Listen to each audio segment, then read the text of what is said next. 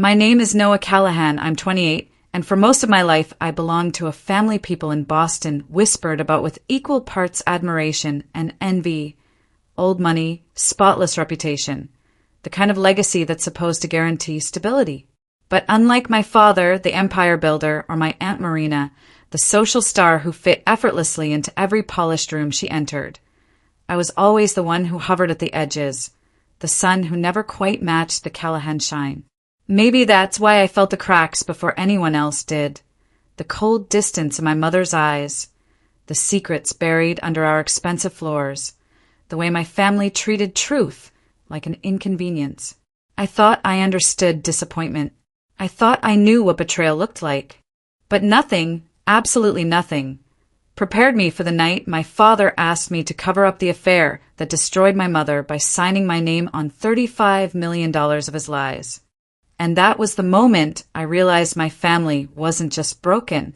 It was dangerous. It started with the storm. Thunder cracked overhead like a warning shot. Wind slammed the window frame, hard enough to rattle the latch. I was hunched over my kitchen island, barely functional light glowing off my laptop screen when the pounding started. 3 knocks. Sharp. Too loud. I froze. Then again, 2 more. Slower this time. I opened the door. Marina stood there in a soaked trench coat, red lipstick smudged, hair clinging to her cheeks, a leather portfolio tucked tight under her arm. She didn't wait to be invited in. I wouldn't be here if it wasn't urgent. She always said things like that, like every disaster was a courtesy. I stepped aside. Her heels echoed off the hardwood like hammer strikes. She dropped the folder on the counter. Your father needs your signature. I didn't move. On what? An investment. $35 million. You're just backing the loan. It's a formality. A formality. I flipped the folder open. Legal documents. For pages in, my name typed clean sharp. Guarantor. Personal assets on the line. If the deal went south, I'd go with it. And this has to do with me how? She smiled. Not warm. Because your father wants to protect your mother. She's not stable enough for this kind of stress. You, however, are. My pulse ticked higher. So you want me to sign this and keep her in the dark. Victor's trying to secure a legacy. For all of us. Don't sabotage that out of some misplaced loyalty. She paused. Your mother hasn't been the same since the hospital. You know that. The storm screamed behind her. Thunder again. Flash of lightning. Funny, I said. I remember she wasn't the one who cheated. She flinched. Just a flicker. But it was there. I kept reading. The LLC listed on the dock? Project Northeast Holdings. Never heard of it. You and Victor, you guys set this up? He's the face. I help where I can. Her voice was ice over a blade. Marina reached into her coat pocket, pulled out a pre-signed letter of authorization, power of attorney form. Only my signature missing. This isn't just business, Noah. It's survival. Either you help or everything your father built collapses. I stared at her.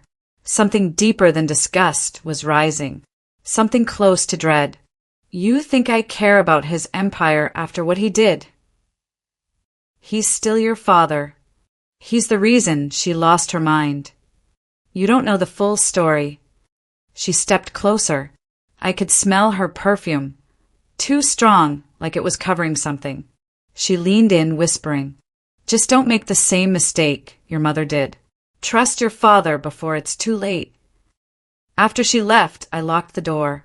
Tight. I set the documents back on the counter and stared at the signature line.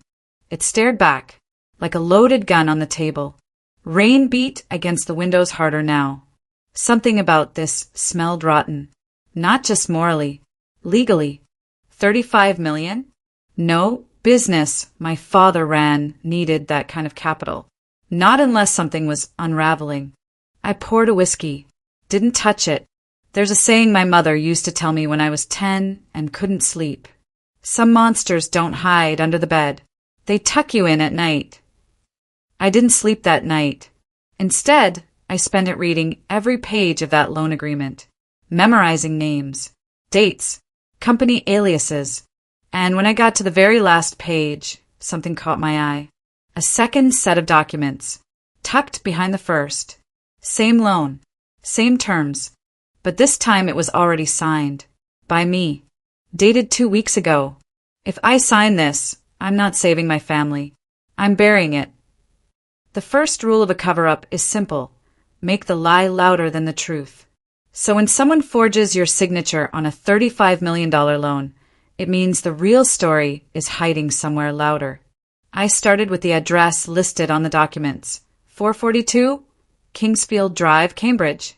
Supposedly the future site of Kingsfield Gardens luxury residences. I took the drive early, just after sunrise. Fog still clinging to the tree line. The city hadn't woken yet. I didn't tell anyone where I was going. When I pulled up, I knew instantly something was off. No construction, no prep, no trailers, no workers. Just a demolished lot surrounded by rusted chain-link fencing and a single yellow sign flapping in the wind. Hazmat pending. EPA permit suspended. My fingers tightened around the steering wheel. On the gate, a sticker with peeling letters. Project Northeast Holdings, LLC. I stepped out. Mud clung to my boots. The smell of old gasoline and scorched metal hit hard. This wasn't a development site. It was a burial ground. I texted Ruby. Me. 442 Kingsfield isn't real. I need help digging. Ruby, be there in 45. Bring coffee. And gloves. She arrived in a gray hoodie and combat boots. Hair in a bun. Laptop bag slung over one shoulder like a weapon. She didn't say hello, just looked at the fence and muttered, "Smells like a cover story." We drove to her place. Her apartment was above a laundromat, cluttered but methodical. Dual monitors, maps pinned to walls, sticky notes with acronyms even I couldn't decode. She slid into the chair, cracked her knuckles, and started typing. Fast. The screen flickered through databases, real estate registries, tax filings, construction permits. 10 minutes in, she froze. Found something, she said. I leaned in. One window showed a shell company chart. 5 LLCs all registered to the same Delaware address. Names varied by 1 letter. Another screen showed bank transfers.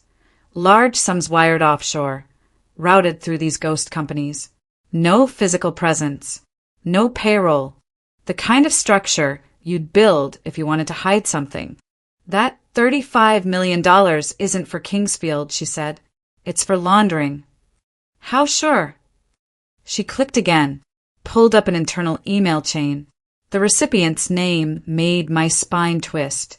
noah.callahan.official@gmail.com. I don't use that email. Exactly. Another click. She opened a copy of the loan file. The signature. It looked like mine. Almost perfect. But the date? 2 weeks ago. I hadn't seen Marina in months until last night. I stood there, pulse rising. Someone forged my name, I said. Worse, Ruby said. They forged your identity. Cut to black. I needed air. I stepped outside. Cold wind bit my face. My lungs burned. Someone had pulled me into this without my consent. Now, my name was tied to a federal-level financial crime. I wasn't a pawn. I was the fall guy. I called the only person who'd ever seen the cracks before I did. My mother. She didn't answer. I drove. The psychiatric care center sat just past the woods in Weston, still as sterile as the first time I visited. Evelyn Callahan was in a new program now, outpatient cognitive care, trauma rebuilding. She hadn't spoken more than a few words in years, but when I walked into her room, she was awake, holding a scrapbook in her lap like it was a living thing. She looked up, and for the first time in years, she focused on me. Not through me. At me. "Mom," I said softly. She blinked, swallowed. Then her hand trembled as she flipped a page in the scrapbook. A photo clipped to the page. Victor, Marina, standing in front of a sign. Project, Northeast, EST 1998. She tapped the photo twice, then whispered, "It wasn't an affair." My chest locked. She wasn't done.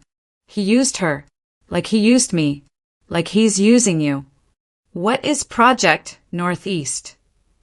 She stared at me like I'd asked about a ghost.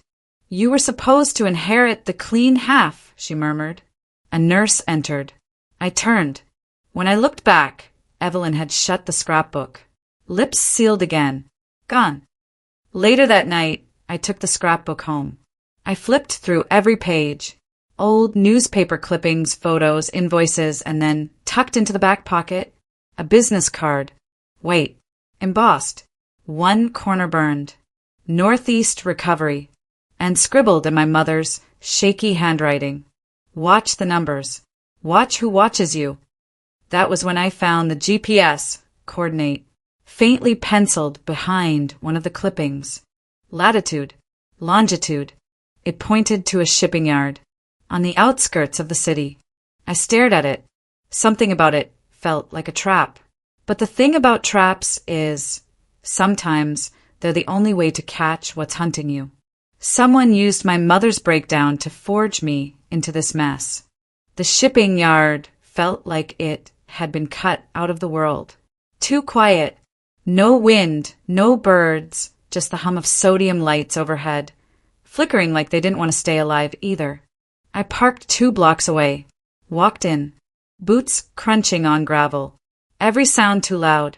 The GPS coordinates pointed to a rusted warehouse at the far end of the compound, tucked behind stacks of metal crates stamped with countries I didn't trust. China, Belarus, Venezuela. A crooked sign hung from the chain-link gate. Private property, no entry. Northeast Recovery Incorporated. Same name as the business card in my mother's scrapbook. I ducked around the side, staying low. Something about the air here felt monitored, like the place had eyes. One cracked window, 10 feet up. I found a steel drum, climbed it slow. Inside was darkness. No movement. Faint glow from a monitor screen. A man pacing, talking into a headset. I couldn't hear the words, but I saw the shape of it. Maps, spreadsheets, a blueprint of a mansion. Then I saw her. Ruby, tied to a chair. My stomach dropped. Her head slumped forward. Wrist zip-tied. Blood on her cheek. Still breathing. I slid off the drum. Hand shaking, heart racing. Whoever did this wasn't guessing anymore. They were warning me. I took a step back. Then my phone buzzed. One word on the screen. Run. Cut scene. I sprinted back to the car. Hit the gas before the engine even settled. At the first red light, I pulled over, throat burning. Someone knew I was there. They let me see her. Let me see enough to know what they could take. Fear isn't just panic, it's precision. That was the message. But the question clawing inside me wasn't about fear. It was about how they got her. I called Lena Matthews, ex-IRS, now freelance fraud investigator. Ruby's contact. She owed us one. She answered on the second ring. You're calling from a burner, right? Yeah. Then listen carefully. Ruby came to me with a request. Tracing funds tied to a shell in Belize. An old pipeline she thought your father was using. But she got too close. 3 hours ago, I got a call from someone using a restricted FCC channel. Only government contractors have access. What did they say? Nothing. They just played a recording. Ruby's voice, screaming. My mouth went dry. They're watching, she added. Not just you. Everyone who touches this. Then she hung up. Back at my apartment, I checked the building entrance. No cameras. No neighbor staring. But I could feel it, pressure behind the walls. Heat without fire. I walked inside, locked every bolt. Then noticed something strange. My office light was on. I hadn't been in there all day. I crept forward, slow, silent. When I pushed the door open, a laptop was glowing. Not mine. New. Still had the plastic film over the keyboard. Screen already open to a video feed. It was Ruby. Still tied. Same room. Different angle. There was no audio, but a line of text scrolled beneath. Tell US what Evelyn knows. I stepped back. The screen cut to black. Then a single new line appeared. She's been talking for years. You just weren't listening. Cut to reaction. I knocked the laptop off the desk. It crashed to the floor but didn't break. I stared down at it, breathing hard. There's a moment when anger and grief overlap, so cleanly you don't know which one's which. That was now.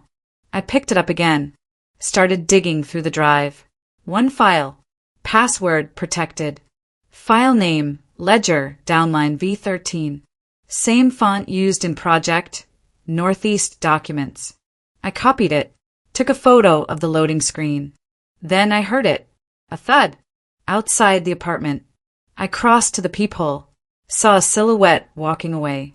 Hoodie, no face. A box sat at my door. Small, no label. I opened it with a steak knife. Inside, a key, a hotel key card, marked Starlight, 617. And under it a note in block letters. She's alive. For now. You don't get second warnings in games like this. You get tests. You pass or vanish. So I packed a bag. One burner phone. One pocket knife. The USB. Then I called the only person I thought could still help me navigate this mess. Detective Randall Briggs. He owed me one from the Ferris incident. He answered groggy. I gave him the code phrase. Winter Ledger. He snapped awake. Where? Starlight. Room 617. He paused. Then, you go in first. But you don't go in alone. I hung up. As I drove, Ruby's last message looped in my mind. They're inside the building. No, I don't. I parked across the street from the Starlight. Lights flickered behind cracked windows. The sky bled orange over the Boston skyline. I reached for the door handle, then froze. My phone buzzed again. A photo. Ruby. Tonight. Eyes open. Lip split. Behind her, a figure. Not Marina. Not Victor. Someone else. Someone I hadn't seen in years. Someone I thought was dead. If Victor died 2 years ago, who the hell did I confront in that office? The Starlight looked like every bad decision wrapped in neon. Flickering red letters buzzed above cracked glass, casting blood-colored shadows across the sidewalk. I parked around the corner, clocked the cameras. 2 dead, 1 blinking. Inside, the lobby was empty. Wallpaper peeling. Air stale like it hadn't moved in months. I didn't go to the desk. Just straight to the elevator, keycard in hand. Room 617. Top floor. The elevator groaned its way up, each floor slower than the last, like the building wanted to delay whatever was waiting. Floor 6. The doors opened. Silence. A light bulb flickered halfway down the hall. I moved. Card in. Green light. I opened the door slow. No movement. Until. Close it. The voice was sharp. Low. I stepped inside, shut the door. Ruby stood there. Alive. Bloody. But standing. She locked eyes with me. They let me go. Just now. I froze. Why? She shrugged. They wanted me to bring you something. She held up a phone. It was mine. My old one. The one I smashed 6 months ago. She tossed it onto the bed. I didn't tell them anything, Noah. But they already knew too much. I grabbed the phone. Powered it up. Surprisingly, it worked. One video was cued. I played it. The screen showed security footage. From the hospital. Evelyn's room. 3 nights ago. She wasn't alone. Victor was there. Not a hallucination. Not a memory. Live footage. He sat beside her, whispering, touching her hair. He was supposed to be dead, but the footage didn't lie. I checked the metadata, Ruby said. It's clean. No tampering. She stepped closer. Whatever's going on, your mother isn't a victim anymore. That hit like a gut punch. My voice came out dry. You think she's involved? I think she knows exactly where the money went. Cut to black. Ruby needed stitches. We left fast. Didn't speak in the car. She stared out the window, breathing slow. Still bleeding. I drove to an old safe house I had kept for years. Rented under an alias. Downtown above a pawn shop. I locked us in. Bolted the door. Closed the curtains. Then I pulled out the USB. Plugged it into my backup laptop. The file opened. Ledger after ledger. It wasn't just Project Northeast. It was every fake company my father ever touched. Dating back 2 decades. But one name kept repeating. AMC Development Trust. Ruby leaned in. I know that name. She typed fast, fingers shaking. A moment later, she stopped. AMC was listed as the beneficiary of a major trust transfer from a private Swiss account. Just 3 days ago. Sender e Kallan. Not Victor. Evelyn.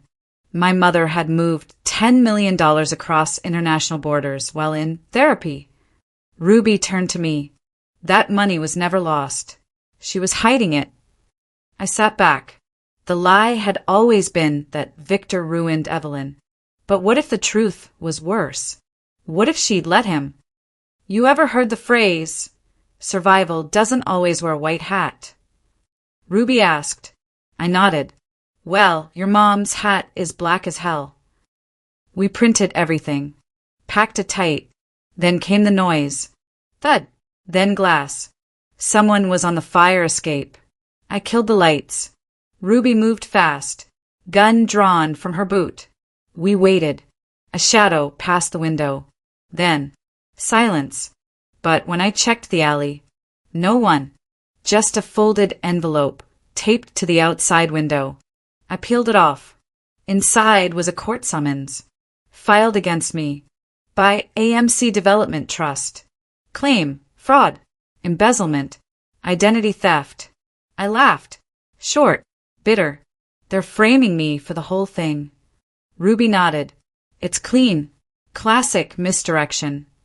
I opened the summons again. Inside was a second sheet. Handwritten. They always pin the crime on the one who cares the most. Underneath, another address. Nolan's name. My father's former legal counsel. Buried and forgotten. Except he died last year. Or so I thought. Ruby caught the look in my eye. Where are we going? To see a ghost. Nolan's address led us back toward the waterfront. Figures. Every lie in this family had salt on it. The warehouse sat where the GPS had taken me before. Same rusted siding. Same dead silence. But this time the sky was a violent bruise. Storm rolling in fast. Ruby tightened her jacket, jaw set. You sure you want to do this? She asked. No, I said. But walking away never saved anyone. She snorted. Sounds like something a man says right before he gets shot. Or something a man says right before he stops running. We killed the headlights. Parked behind a row of abandoned trailers. The wind screamed through the gaps in the metal. Every sound felt amplified. Our footsteps, a loose cable whipping. The dull thud of machinery far off. I checked the burner phone. One unread message. Don't go inside. Too late. We moved. Cut scene. The warehouse doors were chained, but a side entrance hung crooked on its hinges. Fresh pry marks. Someone had been here recently. Inside, darkness swallowed us. Ruby clicked a pen light. Thin. Sharp beam cutting through dust. The air stank of oil and cold metal. A scraping sound echoed above. We froze. Then a voice drifted down, almost singing. You shouldn't have come back, Noah. Marina. My grip tightened around the taser hidden in my sleeve. We stepped forward, slow. One row of crates. Another. A flicker of an overhead lamp revealed the setup. A makeshift command center. Computers, printed ledgers, surveillance feeds. For men in tactical vests. And beside them, Isaac, her son. He wasn't tied. He wasn't guarded. He was helping them. Ruby swore under her breath. But Isaac looked different. Pale, sweating, hands trembling as he typed. He glanced at me, a silent warning. Marina emerged from the shadows in a navy coat. You've caused more trouble than your father ever did. He's dead, I said. She smiled, a slow, tilted thing made of knives. Is he? Stop playing. My voice cracked like the storm outside. Where is the man in that hospital footage? Her silence told me enough. Not Victor, but someone wearing his life. Her eyes glinted. Family is just leverage if you know how to use it. Ruby stepped forward. Where's the downline money? The missing transfers. Marina clicked her tongue. Always straight to business. No wonder they took you first. A guard shoved Ruby forward. I moved instinctively, but Isaac grabbed my arm. Don't, he whispered. They'll kill her. Why are you helping them? He flinched. I'm not. He slipped something into my palm. A flash drive. Backup of everything. Take it and run. Before I could speak, Marina's attention snapped to us. Isaac, she warned. Come here. He didn't move. She lifted a gun. That was my window. I launched the taser. It hit the nearest guard square in the ribs. Electricity cracked through the air. Ruby broke free from the second guard, slamming her boot into his knee. He collapsed. Lights burst overhead. Sirens wailed from the hallway. Backup Isaac had secretly signaled. Marina fired. Missed me by inches. Sparks exploded off metal. Take him, she screamed. Chaos split open. Ruby ducked behind a crate. I grabbed a metal pipe and swung at a third guard. Bone crunched. He went down hard. Smoke filled the room. Isaac had pulled a canister pin. Move, he yelled, coughing. I grabbed Ruby. We sprinted toward the back exit. Alarms blaring. Footsteps pounding behind us.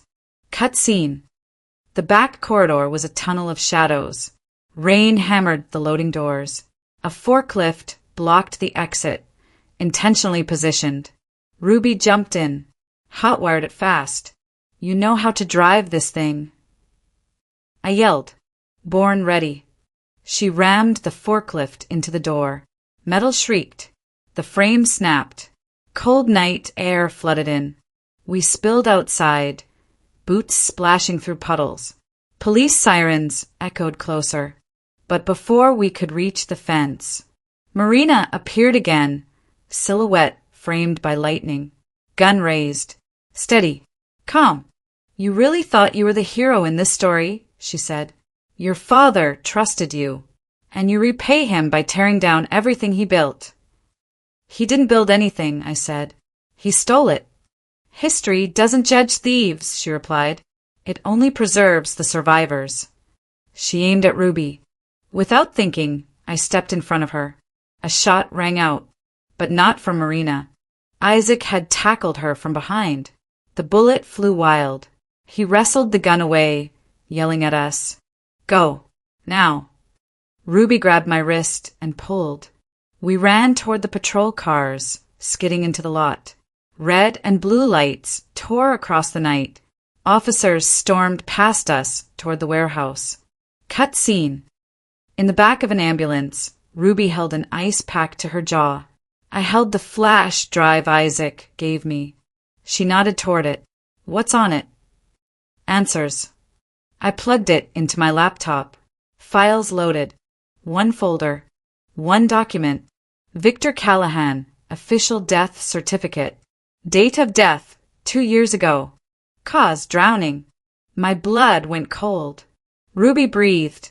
If Victor died 2 years ago. I stared at the image on the screen. The sealed certificate. The state registrar stamp. The date. The signature. Who the hell did I confront in that office? The rain hadn't stopped by the time I made it home, but the storm inside me was louder. The flash drive lay on my kitchen table like a detonator. Small, harmless looking, capable of ending entire lives. Victor Callahan had been dead for 2 years. But I'd seen him, spoken to him, heard his voice crack like gravel and memory. So, who the hell was the man pretending to be my father? Cut scene. Ruby patched a cut above her eyebrow in my bathroom.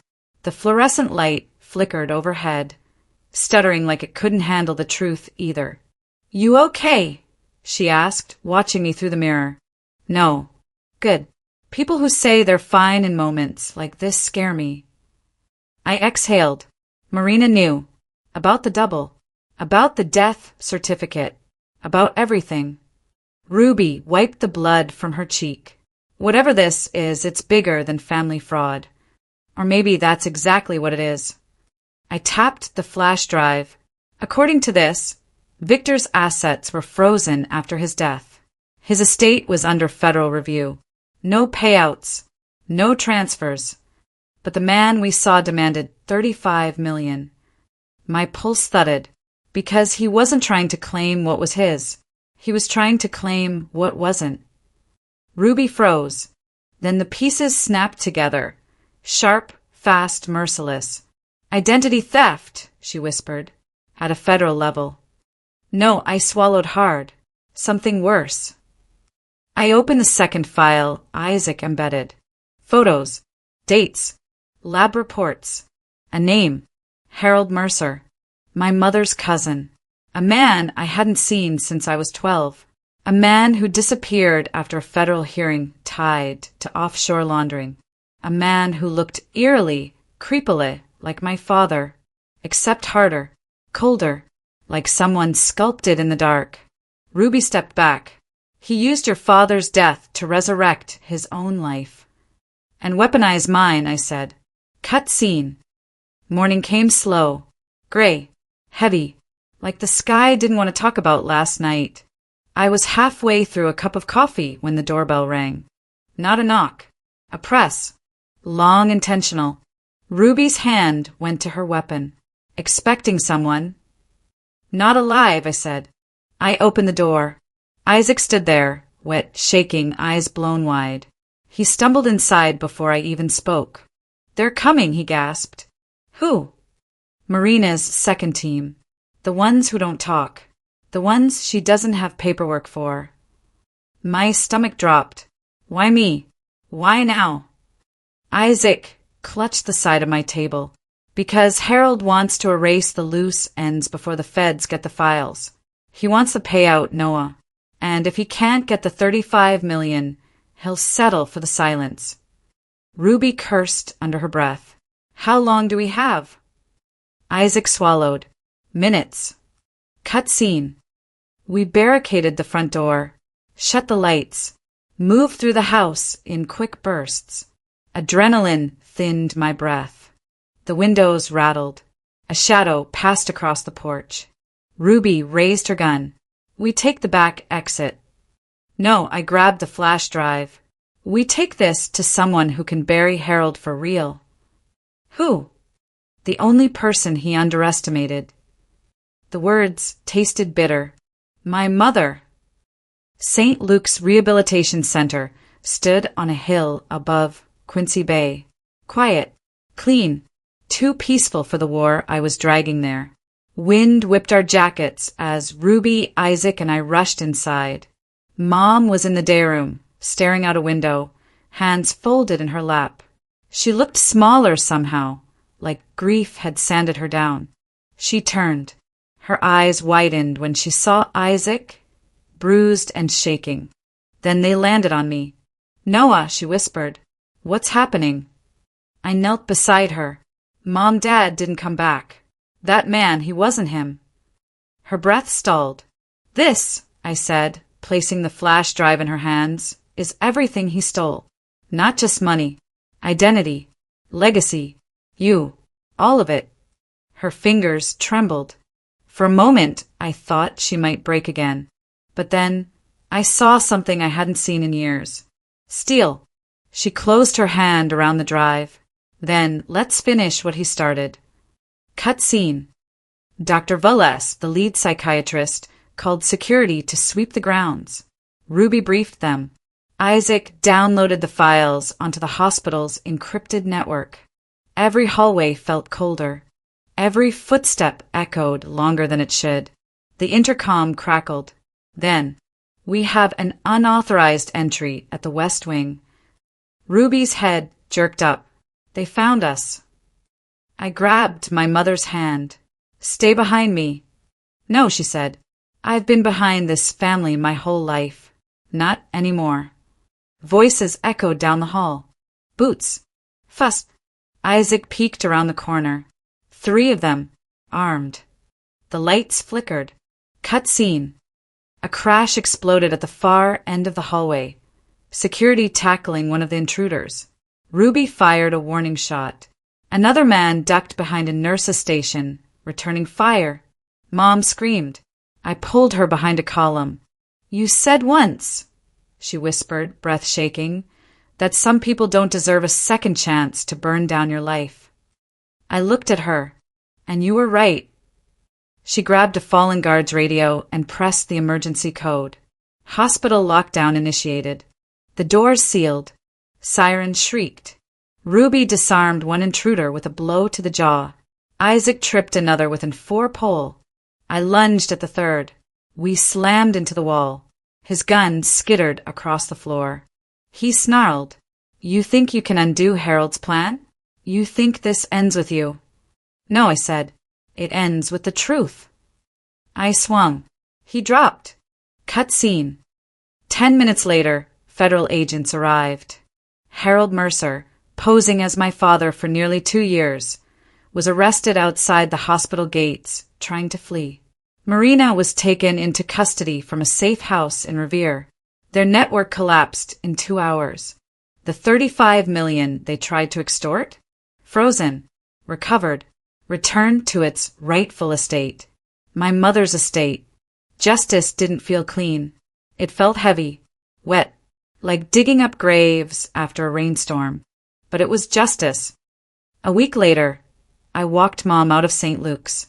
She leaned on me, stronger than she'd been in years. You know, she said softly, someone once told me that survival isn't about avoiding the fire. It's about learning which parts of you can burn and still grow back. I smiled. Sounds like something wise. Sounds like something true. We reached the car. The bay glittered under a pale sunrise. You're safe now, I told her. She shook her head. No, Noah. We're finally free. That's different. And as she settled into the passenger seat, as the world stretched open before us like a second chance we almost didn't get, I finally understood the real message buried under all the lies. Family isn't the people who share your blood. It's the people who refuse to let your story end in someone else's hands. I closed the door. Storm over. Story hours again.